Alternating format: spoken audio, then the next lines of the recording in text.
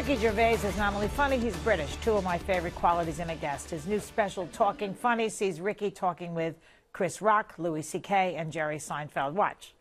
You make people have this feeling of laughter and they pay us money. What if they discover they can do it themselves? They can do it themselves. Yeah, but why are they paying us? They can't do it as well.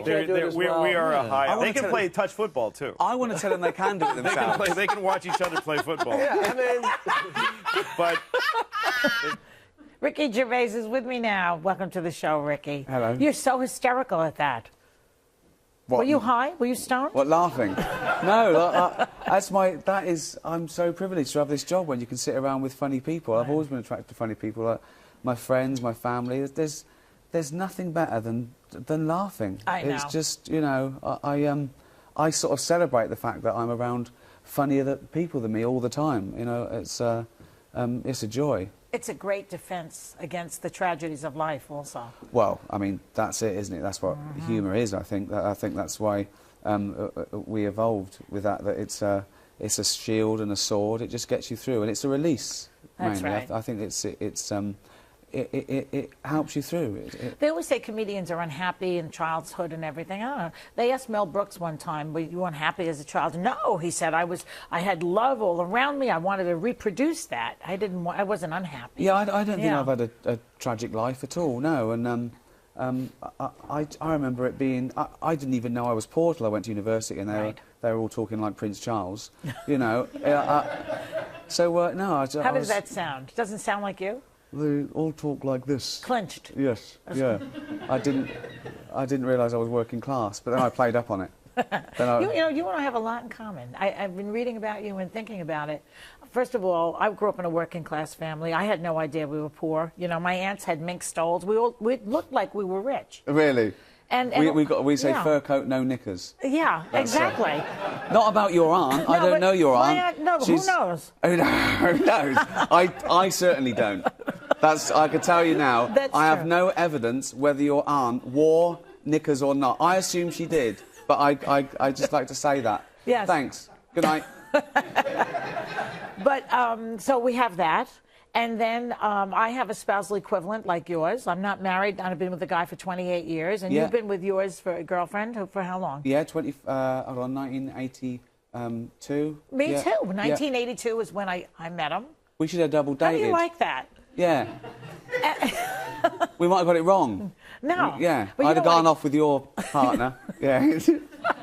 Really? It's weird, isn't it? That's weird, yeah. But First I have a go at your aunt wearing no knickers, and then I hit on your husband. You're not married. Well, it's fine. But I'm not getting... He's single. He's single. Are you getting married? No. No. No, we are married. You are married? Yeah. But, you know, for tax purposes, I just found out it's a good idea to be married. That's why gays want to get married. That's romantic. Isn't it? Exactly, That's what he said when I told him that. Yeah. I love you so much we could save tax. Yeah. Well, it's an economic institution. No, but I say we've lived together for 25 years and everything's equal and everything's split, and, all we didn't do is go to a strange ceremony in a big building with, our relatives. We don't ever want them to meet. No. And now I'm rich, I don't need toasters. You don't need anything. I've got millions of I've got golden toasters. Do you like being rich? Eh? Do you like being rich? It's better than being poor, but I'm not bothered. You're really. not bothered by it? No, doesn't faze me. It doesn't annoy you to be rich? Doesn't faze me, no. It's funny you should say that, actually, because I never worried about that sort of thing. When I grew up, there was a sort of nobility in poverty. Do you know what I mean? There was no what? There was a nobility. Oh, nobility. There was a sort of...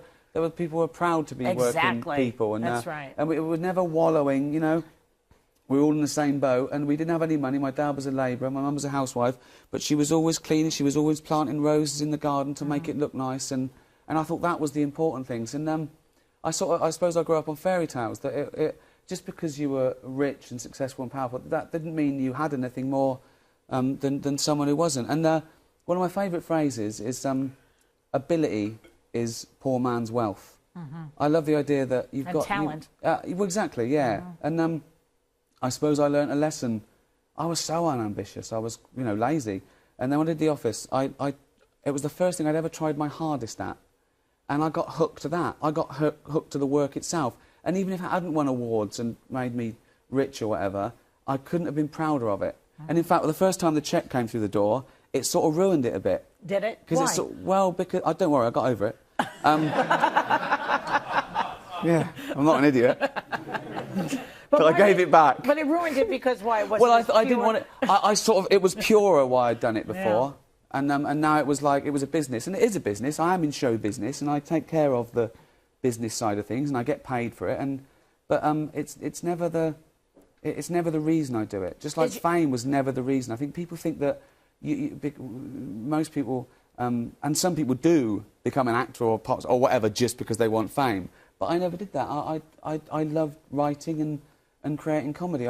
There's nothing gives me an adrenaline rush like an idea and or writing a joke. You do it to survive also. I mean, I think it's like you have to do it. I remember when I did The Office, I knew that if it was successful, if I was a successful actor in something that I'd written, that I'd be a famous person. And I worried about that. I worried about the press intrusion, particularly in England. They can be, you know, a bit rough. You know, oh yeah. I never signed that deal with the devil. I never said make me famous and you can go through my bins. You know, so I talked about the work. I didn't really lump in with those celebrities that do anything to be famous, that live their life like an open wound. Like who? Well, you know them. Name names. No, I won't. But they're the ones that call the press and say, I'm coming to the airport. You know? Yes. You know. Or I'm going to be at the Ivy in LA. Jesus. I'll be there, send the press. You know, yeah. And I remember when The Office broke, a journalist rubbed me up the wrong way. They said, so what advice would you give to other people who want to be famous, like you? And I went, I'd tell them to go out and kill a prostitute. Because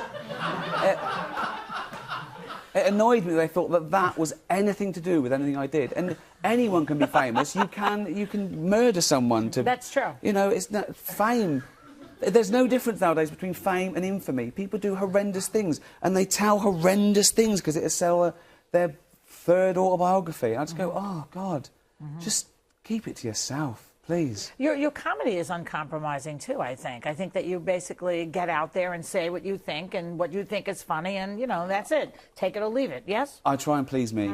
That's all I try and do. I try and please me. And people think that's arrogant and smug. It's not. It's because if you try and please someone else, you'll come unstuck. It's just empty, you know. I don't want to do stuff made by committee.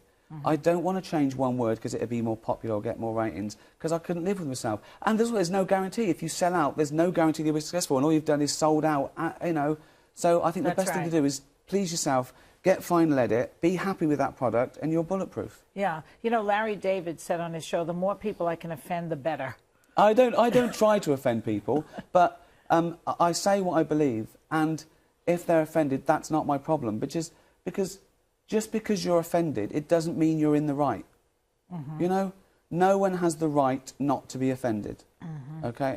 Do you think that this sense that you have about the, you know, the purity of the work, which I hear you saying, is because you started late? Because you did start late in life. You're not a...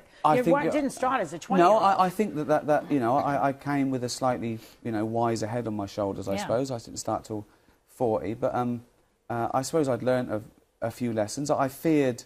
I'd seen people sort of, you know, live their life, you know, to be famous and not get happiness. I knew that wasn't the answer to happiness.